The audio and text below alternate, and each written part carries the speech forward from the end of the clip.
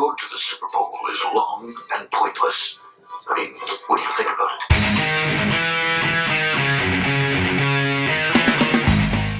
it? Super Bowl, please, and step on it.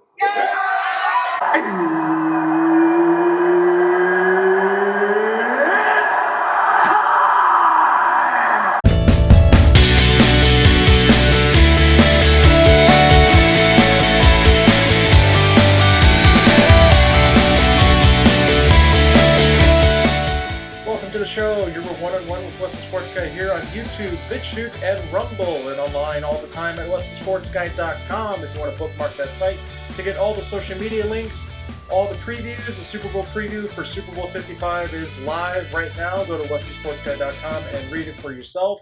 You can also find the social media links, as I said. You can get the channel links to YouTube, BitChute, and Rumble also at WestonSportsGuy.com. Make sure you subscribe, hit that bell below to get notified when all the latest videos are posted on this channel. Leave a like, leave a comment if you like what you see. If you don't like what I'm talking about, leave a comment as well. I'd love to hear from you. Use that hashtag #OneOnOneWest when participating in the weekly conversations about sports. Getting right into it, it is time for my preview of Super Bowl 55. You play to win the game, but they are who we thought they were, and we let them off the hook. Cannot play with them. Cannot win with them. Cannot coach with them. Can't do it.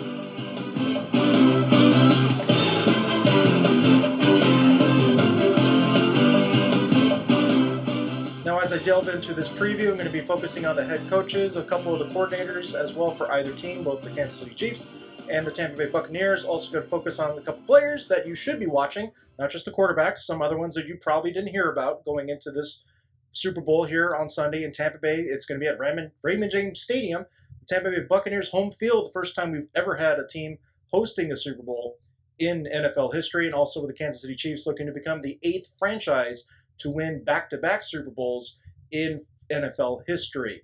Also going to be giving you what I think will be the final outcome, or let's just say biggest moment of the game, and also the key of the game going into this matchup. We'll start with the head coaches going into his 3rd Super Bowl appearance as a head coach, Andy Reid. He had one with the Philadelphia Eagles that did not end so well against Tom Brady when he was playing for the New England Patriots at the height of that dynasty.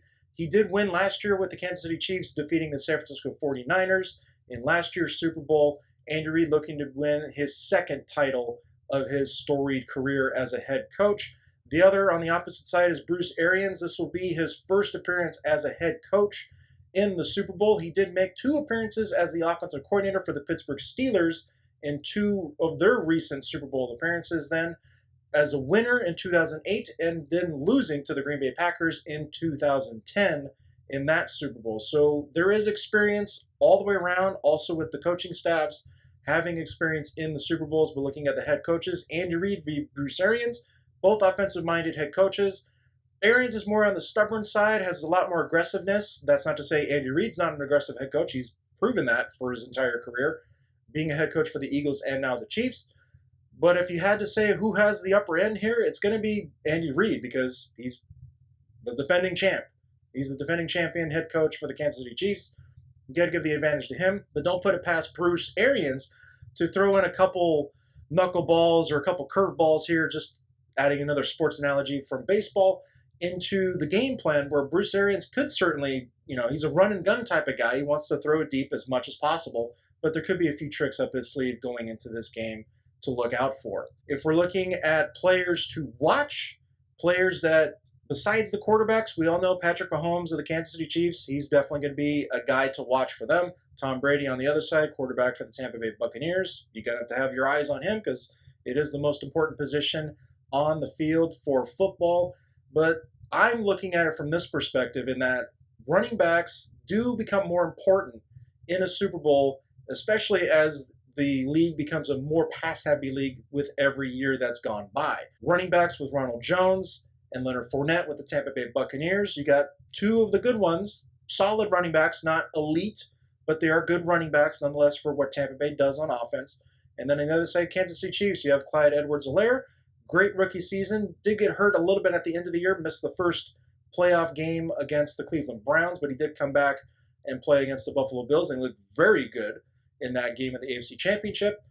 It's going to be interesting to see what he does in this game, along with the newly acquired Le'Veon Bell, about halfway through the season, getting acquired. What will he do in this game from the running back perspective? We know about the targets with Mike Evans. You know about Chris Godwin, Rob Gronkowski. Almost endless with Tampa Bay. There's plenty of others that Tom Brady throws the ball to as well. Kansas City has a plethora, namely with Tyreek Hill, Travis Kelce at tight end. You also got Sammy Watkins, if he's healthy, can be a pretty decent target, and opening up the defense and making opportunities for Hill and Kelce on the offensive side for Mahomes. Defensively, Chris Jones, who was a very instrumental part in why they won the Super Bowl last year with his defensive performance. Tyrann Mathieu, another one at safety for the Chiefs. Those are the two big playmakers. And then you also have Frank Clark as a good pass rusher for the Chiefs in this game, which will be the key going into it, is who will put the opposing quarterback on the butt more often. I know it's a cliche because that's the name of the game. If you can disrupt the quarterback more than the other team disrupts your quarterback, you're most likely going to win the game. Quarterback is the most important position, and the same applies for both of these teams. With the Bucs, you can also put pressure on Mahomes. Mahomes does not have a starting left tackle, Eric Fisher. He tore his Achilles in the AFC Championship game. Mike Remmers, who from Super Bowl 50 was the right tackle for the Carolina Panthers in that game. If you don't remember, Cam Newton was being pummeled every single time he was on the field by Von Miller.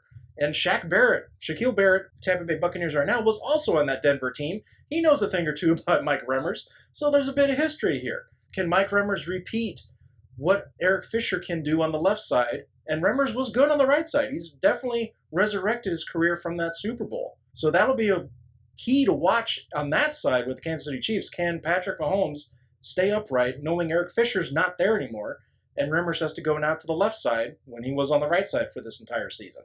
And with Tampa Bay, your offensive line's okay. Brady hasn't been sacked a whole lot this season. He certainly has been sacked a lot in the playoffs so far. He's been taken down 5 times to Mahomes only being sacked once in the entire playoff run so far. Can Tom Brady be kept upright for this entire game? Because he's going to have to be if the Tampa Bay Buccaneers want to come out of this victorious. Because if Tom Brady's going to go down more often than not, it's not going to be good. And looking at another bit of history, Steve Spagnuolo, who's the defensive coordinator for the Kansas City Chiefs right now, he was a defensive coordinator for the New York Giants when the New England Patriots had what should have been an undefeated season, and Spagnuolo was credited, rightfully so, with that vaunted pass rush that the Giants put on Brady in that Super Bowl game, which is why the Patriots only scored 14 points and lost 17-14 in that Super Bowl to the Giants at that time. So a lot of history going on here. You got Barrett v. Remmers again, and then you got Spagnuolo v. Brady. So a little bit of history there for you in the NFL. What's going to be the ultimate outcome for this game? Well, it could go 2 ways, essentially. And as I teased before, it's going to depend on which quarterback is upright for the majority of this game. Who's going to not be pressured as much, and who will then lead the team to victory. The defense will have a say in that, but I think it's going to come down to the turnover and whether or not a team's defense can cause a particular quarterback to turn the ball over, especially at a crucial point in the game.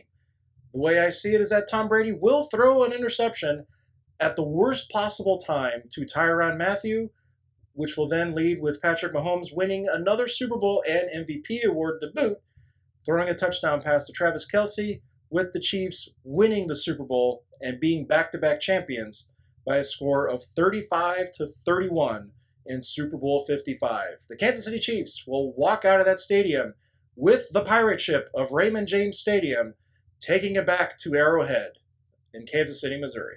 Thank you for tuning in. Make sure you subscribe, hit that bell to get notified when all the latest videos are posted here on this channel at YouTube, BitChute, and Rumble. You can get the links to those channels at westthesportsguy.com. Also, the Super Bowl 55 preview is written up there as well. All the social media links are there for you at westthesportsguy.com. Thank you, and I will see you next time.